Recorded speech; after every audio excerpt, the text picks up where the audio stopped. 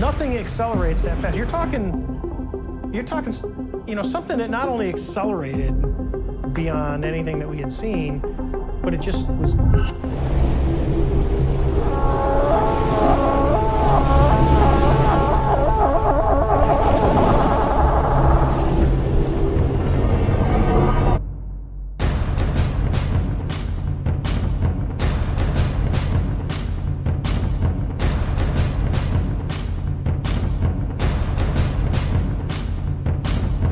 On November 10th, 2004, a naval battle group led by the supercarrier named USS Nimitz, off the coast near San Diego, in broad daylight, came into direct contact with a fleet of unidentified flying objects, led by a large unidentified underwater object.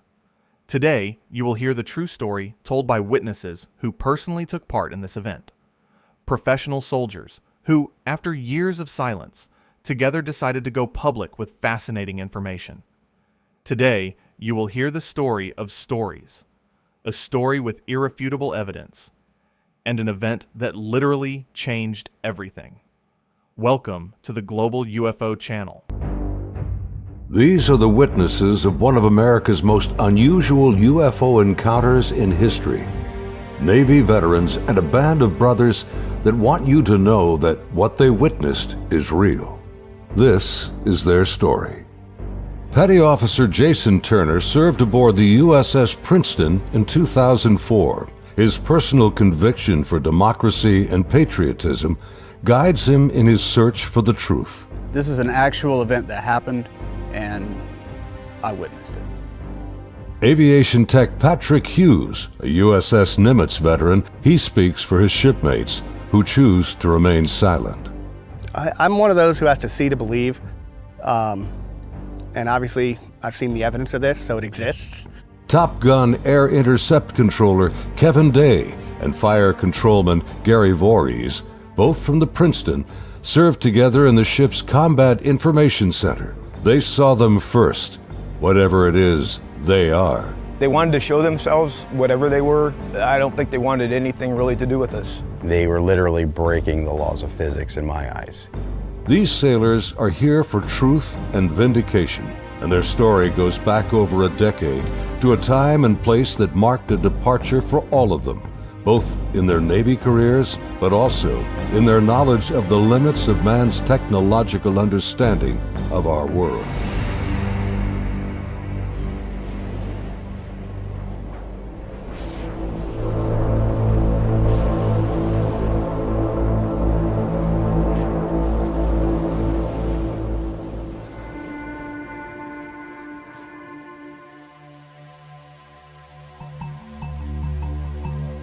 When you have witnesses like this, aviation technicians, radar, and communications officers, alongside pilots of an elite squadron of the U.S. military, who lead hundreds of other witnesses from ships, but also from submarines on that day, all the way to ordinary sailors who witnessed something astonishing.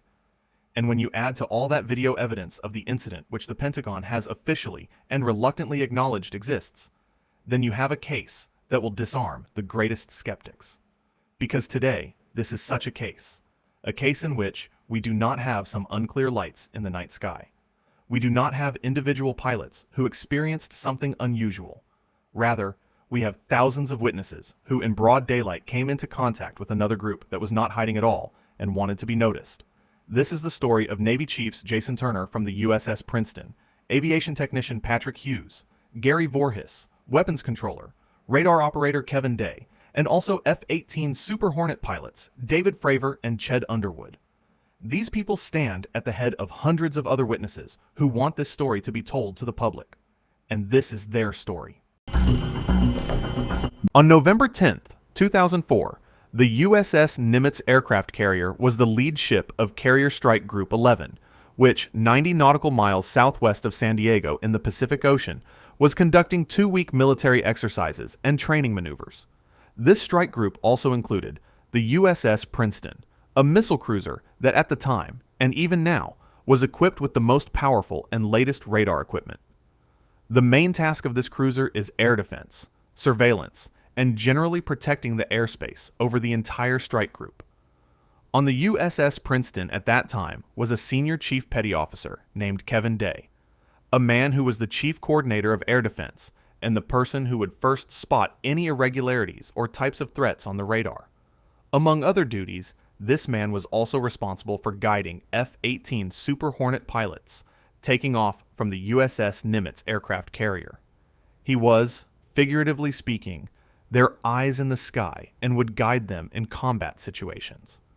These objects did not have transponders. They were not civilian flights. The crew of the USS Princeton recorded them on their radars up to 60 times over the next 4 days, in the same place where they would appear and disappear. Along with Kevin Day, Gary Voris, a naval officer who was a weapons and missile controller, was on the USS Princeton.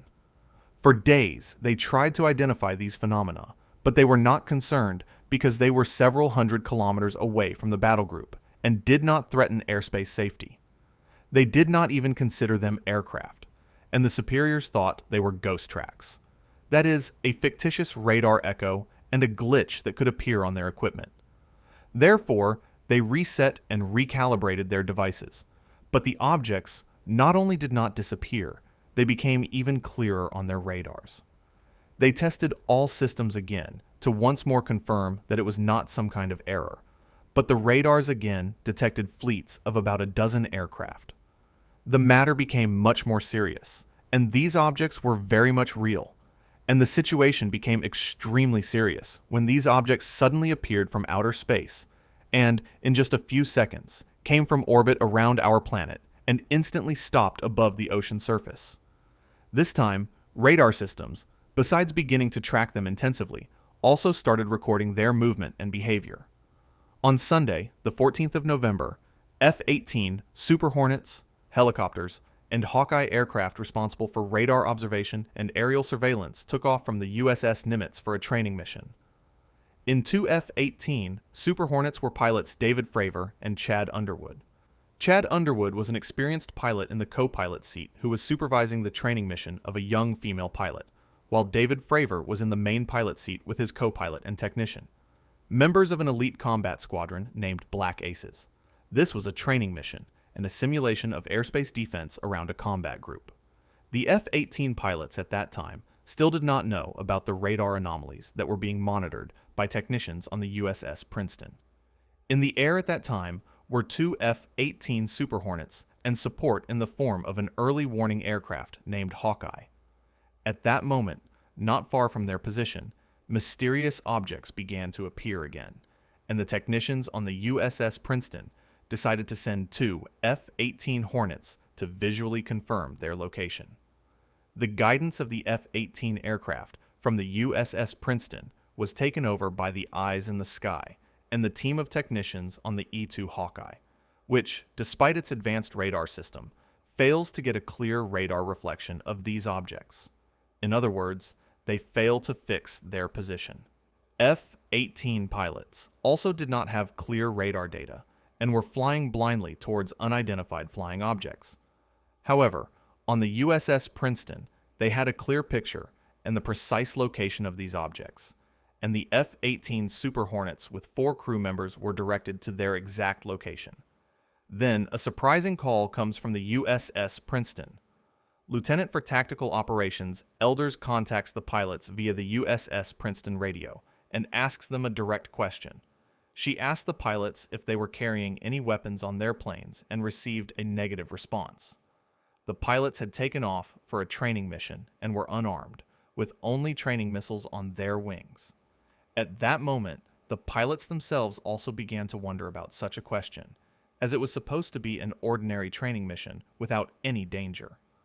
Although the pilots were commenting to each other about that strange situation, they did not ask their superiors questions because you know yourself how the military works. Don't ask too many questions and follow orders. At that moment, the pilots thought that it might be drug smugglers. They were 30 miles away from the object and approaching it at high speed. Visually, they still could not confirm the object, which was invisible to the radars of their planes, but in just a few minutes, Kevin Day, who was guiding the pilots from the USS Princeton, spotted a combined focal point on the radar, a radar point that occurs when signals overlap. which means that in one place you have multiple objects, but at different altitudes. The F-18 Super Hornet pilots were directly above the unidentified flying object, but also something completely different.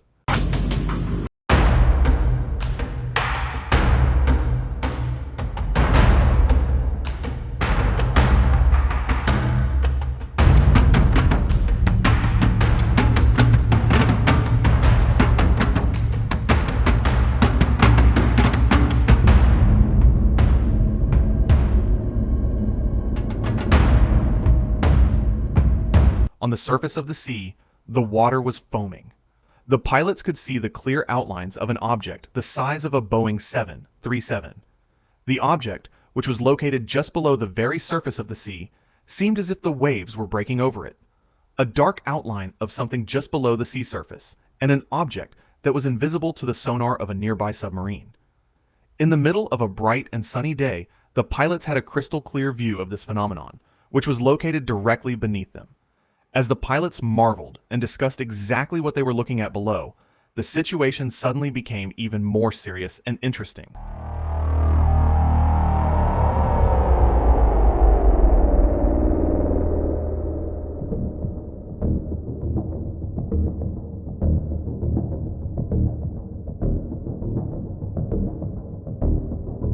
A new object appears on the radars of the USS Princeton, descending from a height of 8,500 meters in a sudden maneuver to just 15 meters above an object in the water. Get this, in 0.78 seconds.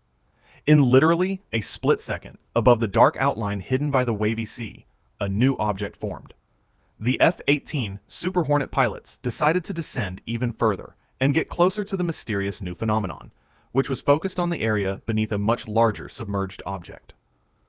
The movement of this new object was irregular and jerky. It changed positions irregularly and in fractions of a second, literally jumping left and right. This was not a light, but a solid, elongated, and egg-shaped object that looked very much like Tic Tac candies, which is why it still carries the popular name today. It was similar in size to an F-18 Super Hornet, about 20 meters. Crystal clear and shiny white in color, with a surface glossy like porcelain. This obvious craft had no visible markings. It had no wings. Its sudden maneuvers made no sound and did not break the sound barrier. It had no visible propulsion, did not emit any lights or visible energy. The only feature that stood out on its body were two extensions on the lower part of the craft that were pointed in one direction. These, let's call them extensions, of unknown purpose that protruded were the only other distinctive structural feature of these craft. This craft then suddenly rises above the area of the submerged object, and the F-18 Super Hornet pilots start a pursuit.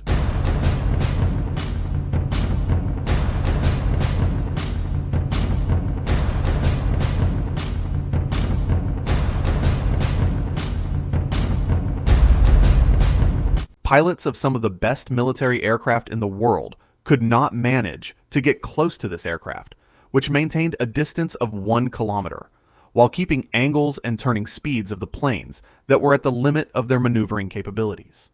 This aircraft constantly maintained the same angle and speed, and the F-18 pilots simply could not turn faster in order to reduce the angle and get even closer. But then the pilots do something else. They start making sharp turns and dives to gain speed in order to reduce the angle and intercept the object that was circling around them. Although they succeeded in this maneuver, coming very close to the unknown aircraft, that aircraft then did something completely astonishing. Nothing accelerates that fast. You're talking, something that not only accelerated beyond anything that we had seen, but it just was. You have just seen a short clip of the testimony of David Fravor, an F-18 Super Hornet pilot who was in pursuit of this aircraft. The aircraft, in a fraction of a second, in less time than the blink of an eye, was jumping in front of the plane from one position to another, obviously playing with the planes of these experienced pilots. However, it seems that the game has come to an end. In a new fraction of a second, at incredible speeds, this aircraft springs past the plane and disappears on the horizon in less than a second. The aircraft remained on the radar, but out of the plane's reach. The planes that returned to the site of the submerged object, which had in the meantime disappeared after 10 minutes of pursuit. The pilots were in mortal fear, as confirmed by a radar technician on the Hawkeye plane who listened to the entire conversation and who wishes to remain anonymous. The pilots were, to put it mildly, concerned because they knew they were not dealing with some ordinary aircraft they had known until then. This thing was toying with them, and they themselves were aware that they had no chance. The entire event and the object were also observed by members of other crews on their lookouts on most of the other ships that were nearby. The F-18 pilots returned and landed on the USS Nimitz. The only aircraft left in the air was the E-2 Hawkeye, or translated, Hawkeye, a radar aircraft for technical support and information, in which there was a technician and a very good friend of the people who went public, but this man, unfortunately, wanted to remain anonymous. And it is precisely this man who spreads the story of this event, because the object the F-18 pilots were trying to catch had just returned. This time, it visited the crew of the E-2 Hawkeye, around whom it circled in irregular maneuvers, appearing occasionally on their radar systems.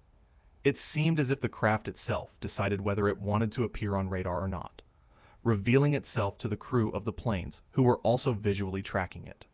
Here I am here. This spacecraft was definitely not hiding and wanted to be seen by the crew of this plane.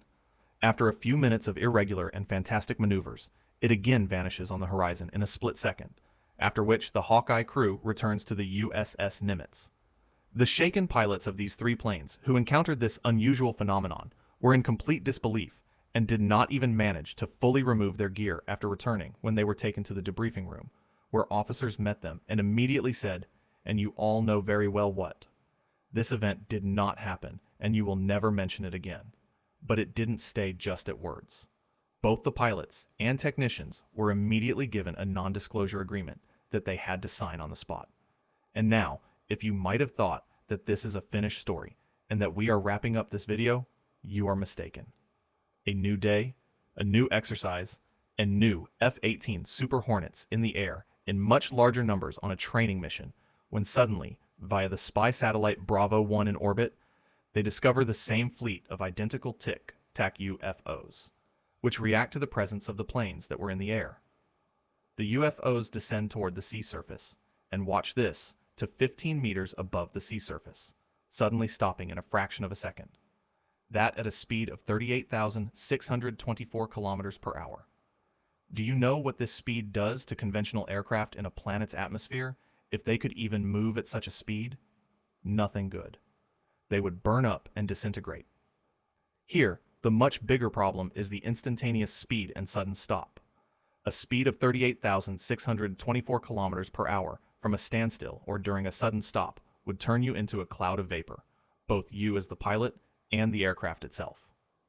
As a small test to see how much of this is so-called science fiction, next time test your car brakes in a safe environment and brake suddenly at a speed of only 50 kilometers per hour.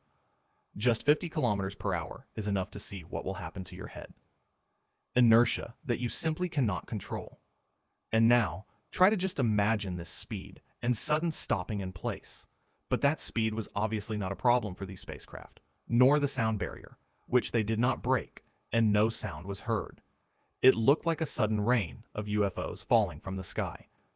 Interestingly, this time, the F-18 Hornets were not sent to intercept, but they observed the objects on radar and through visual observation on the ships.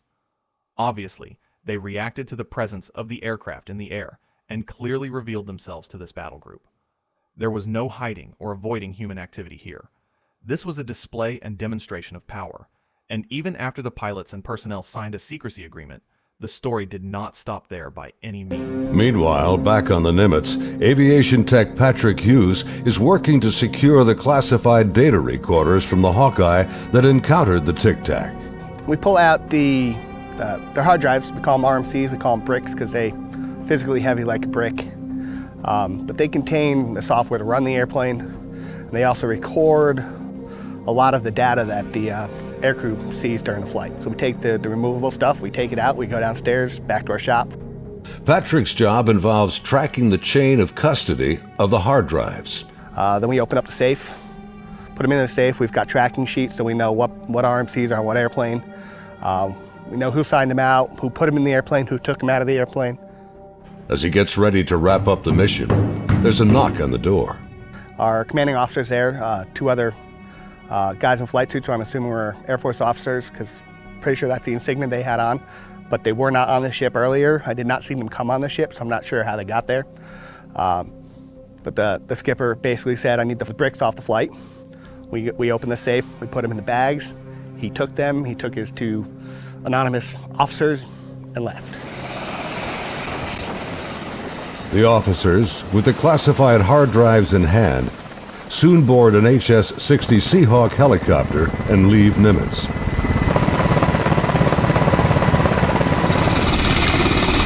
Soon thereafter, Petty Officer Voorhees has his own visit by unknown officials on the Princeton. Once they landed and everybody got off, then about maybe 20 minutes later, I got called in to have all my data recording tapes turned over.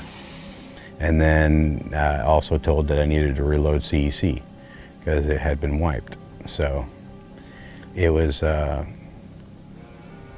I turned over all the tapes, and then they also said if there's any even blank tapes to erase anything else that's in the shop. Non-disclosure agreements, threats to never speak of the incident again, and all documentation and recorded material are seized. It looked like nothing had ever happened, and it would have remained that way, and we would never have learned about this event if 13 years later, in 2017, this video hadn't surfaced publicly. This is one of the 3 infamous Pentagon videos, and the one you are watching right now is an authentic video recorded by one of the F-18 Hornets that day. A short, low-resolution clip from the thermal FLIR camera that was filming the UFO. The device, called the ATFLIR, which is found on F-18 Hornets, operates in TV mode and infrared mode. The only thing that can be seen in this infrared mode is the object's uniform thermal signature and its sudden maneuver to break free from the aircraft's lock-on. Now, only a short clip from the low-resolution infrared camera has been leaked to the public. That is this video you are watching right now. The USS Princeton crew claims that the video originally lasted over 10 minutes and was recorded with a standard high-resolution camera. A camera that clearly showed the details of this object, as described by the crew, but also by the pilots. Luis Elizondo, the former head of the Pentagon's UFO research unit, claims that not only do high-resolution footage exist, which he personally viewed, but it was also sometimes filmed from as close as 15 meters away, when the objects would suddenly maneuver around the aircraft. If this video, along with 2 others, hadn't mysteriously leaked to the public, we probably would have never heard about this incident and the detailed accounts from all involved. And it's rumored and speculated that we might get exactly this kind of thing in a future Pentagon report. A follow-up to this video, but in full resolution, with all the details from both infrared and standard cameras. Ladies and gentlemen, this is the best of the best and the ultimate crowning evidence of a cover-up, hiding a reality different from the one you are familiar with. Objects flying through space enter a planet's atmosphere at staggering speeds, seemingly breaking the laws of physics, flying and jumping however they please, toying with pilots, and moving in the same way in seas and oceans. This is the reality that is being hidden from you, and acknowledging such things is by no means an easy or balanced task, because by acknowledging them you are communicating. You are speaking as a military power, one of the most powerful nations in the world, with one of the largest aircraft carriers in the world, leading the most modern combat group and navy with the most advanced technology and military aircraft. With such an admission, you are saying, we are completely helpless, and whoever is behind this can do whatever they want to us, and we are entirely at their mercy. You probably agree with me that this is extremely sensitive, but Pandora's box has finally been opened, and I'm very interested to see how further information will be handled and released. What is drastically different in this case is that these were not some vague lights in the sky emitting some kind of visible energies. These were solid objects with a distinctive appearance and, in my opinion, far more advanced than what is most commonly seen in the sky. We recently spoke about the testing of secret American technology. With technologies like these, which are still unknown and exotic, there is always talk of the emission of some kind of energy, plasma, or various gases during the operation of such propulsion systems, which causes the effects and the very lights around these craft to change. But this is something completely different, and, in my opinion, much more advanced. Craft that move through water, space, and air in the same way. without any resistance, without any visible energy other than a white light at night, as was observed by technicians on the USS Princeton. This is something completely different in my opinion, and to be perfectly clear, these are not human craft. We don't have anything like that, although we do have something.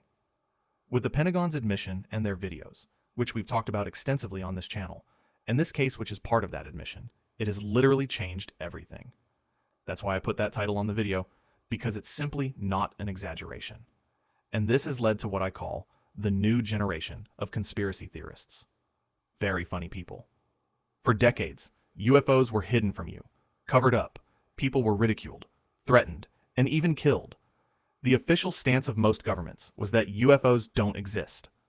During those decades, if you, as an ordinary person, claimed they did, you would of course be ridiculed and labeled a conspiracy theorist. Most of the world's governments have acknowledged the existence of UFOs in recent years. The recent admission by the United States shook the world. UFOs are no longer a conspiracy theory, but now conspiracy theorists have emerged who don't even know they are conspiracy theorists. All of you who have been researching these topics are no longer conspiracy theorists. What a surprise. But now you have those same skeptics who back then said UFOs didn't exist. And after all these admissions and events, they still claim UFOs don't exist or try to explain these phenomena by blaming pilot ignorance, weather phenomena, or even birds in videos like these. Pilots and professionals can't tell the difference between a bird and a UFO. Radar technicians with 18 years of experience don't know what they're looking at.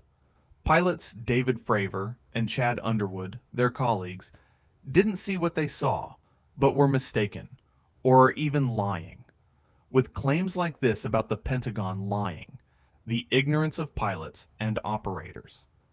If you claim that these videos contain some kind of birds or other nonsense, you are becoming exactly what people like us have been for decades. Conspiracy theorists.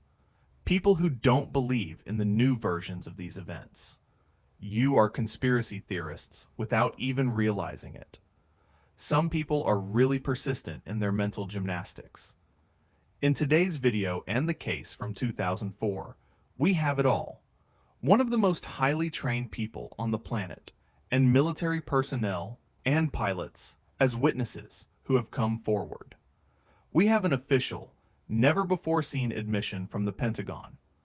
We have video of the object. We have radar and satellite confirmation of the event, according to the testimonies of these people. We have almost everything. The only thing missing in this case is an alien waving at F-18 Super Hornet pilots through a window. I want to publicly thank the creators of the documentary called The Nimitz Encounters. This is led by Dave Beatty, who gave me exclusive, official permission to use their 32-minute documentary, which was made in collaboration with some well-known figures, which has brought together some incredible names like Luis Elizondo, and has recently been collaborating with the U.S. military on metamaterials. If you know English and still haven't watched the documentary from which I pulled over 90% of the video material, I don't know what you're waiting for. In that documentary, you can hear many more technical details from the witnesses themselves, which I have retold and arranged in my own way in this video. I was given permission to use the entire documentary and just translate it with French subtitles. That would have been a much easier job, but there wouldn't have been any fun in it. So I decided to cover the topic in this way, and I hope you're happy with it, because this is a prime case. And I'm not exaggerating when I say it changed everything, at least in the sense of ufology and the ultimate destruction of the stigma that labeled people like all of you. The documentary, The USS Nimitz Encounters, testimonies and interviews with Joe Rogan and Lex Fridman from David Fravor, an F-18 Super Hornet pilot who found himself in the immediate vicinity of such objects, with a colleague filming a video of the object, and finally, this very video. Required reading for all of you who are seriously interested in this stuff. Not all of us have to be interested in these topics, no matter how important they are. In either case, don't waste your precious time explaining it. And until the next video, you're on the Global UFO channel, where the truth sometimes sounds stranger than fiction.